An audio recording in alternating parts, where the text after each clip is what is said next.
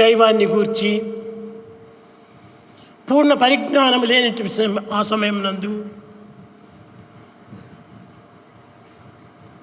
అనేక విధములుగా కూడాను విచారణ సలుపుతూ వచ్చారు.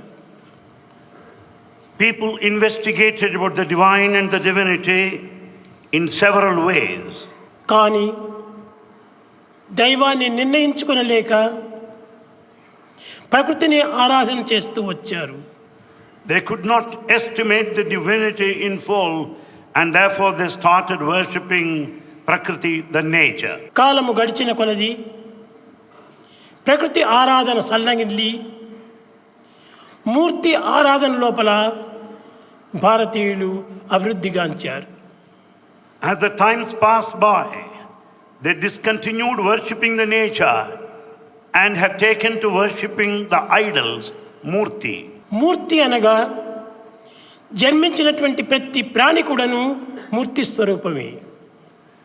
Murti, the element, the one, everyone that's born has a form, Murti.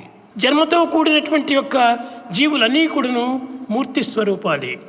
All those that are born have forms specific.